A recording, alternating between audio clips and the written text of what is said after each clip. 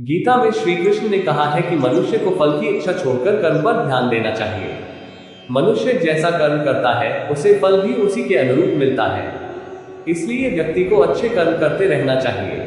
श्री कृष्ण के अनुसार व्यक्ति को खुद से बेहतर कोई नहीं जान सकता, इसलिए स्वयं का आकलन करना बेहद जरूरी है।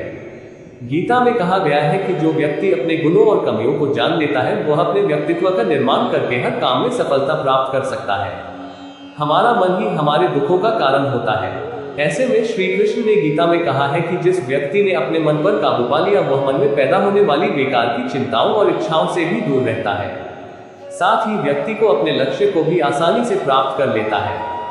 क्रोध में व्यक्ति नियंत्रण खो बैठता है और आवेश में आकर गलत कार्य कर देता है। यहाँ तक कि कभी कभी गुस्से में व्यक्ति खुद का अहित कर बैठता है। गीता में श्री कृष्ण ने बताया है कि क्रोध को खुद पर हावी नहीं होने देना चाहिए। यदि गुस्सा आए तो स्वयं को शांत रखने का प्रयास करें। गीता के अनुसार व्यक्ति को संदेह या संशय का स्थिति में नहीं रहना चाहिए। जो लोग संशय का स्थिति में रहते हैं उनका भला नहीं हो सकता है। जीवन में स्पष्ट नजरिया होना चाहिए। डर लगने में कोई बुराई नहीं है, लेकिन उस डर को कभी भी खुद पर हावी ना होने दें। खुद पर काबू रखकर ही सफलता को पाना संभव है। व्यक्ति का मस्तिष्क तभी तक उसका मित्र है जब तक वह उसके नियंत्रण में है। जब आपका दिमाग आपके नियंत्रण से बाहर हो जाता है तो वही उसका सबसे बड़ा शत्रु भी बन जाता है। इसलिए जब तक आप सही हैं और जीवन में कोई गलती नहीं करते हैं तो आप किसी से बिल्कुल भी न डरें। भगवान गीता के अनुसार किसी भी व्यक्ति को खुद से बेहतर कोई नहीं जान सकता, इसलिए स्वयं का आकलन करना बेहद जरूरी है। हम लोगों को हमेशा लगता है कि वो काम नहीं कर सकते हैं जो कोई दूसरा करता है। गीता के अनुसार जो भी व्यक्ति अपने गुणों और कमियों को जान लेता है वह अपने व्यक्तित्व का निर्माण करके हर काम में सफलता प्राप्त कर सकता है। गीता के अनुसार व्यक्ति को संदेह या संशय का स्थिति में नहीं रहना चाहिए। जो लोग संशय का स्थिति में रहते हैं उनका भला नहीं हो सकता है। जीवन में स्पष्ट नजरिया होना चाहिए। किसी भी मनुष्य का लक्ष्य एकदम सीधा होना चाहिए, यानी कहें तो वो अपने लक्ष्य से भटकना नहीं चाहिए।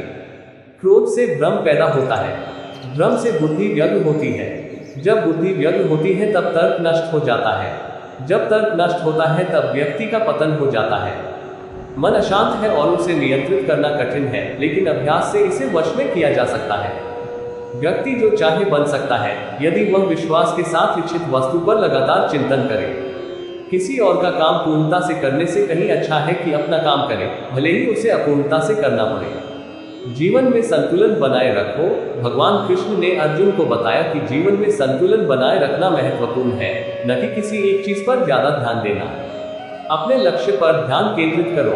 भगवान कृष्ण ने अर्जुन को बताया कि अपने लक्ष्य पर ध्यान केंद्रित करना और उसे प्राप्त करने के लिए प्रयास करना महत्वपूर्ण है। डरो नहीं, साहसी बनो। भगवान कृष्ण ने अर्जुन को बताया कि डरने से कुछ नहीं होता, साहसी बनना और चुनौतियों का सामना करना महत्वपूर्ण है। ज्ञान और बुद्धिमत्ता का प्रयोग करो। भगवान कृष्ण ने अर्जुन को बताया कि ज्ञान और बुद्धिमत्ता का प्रयोग करके हम अपने जीवन को बेहतर बना सकते हैं।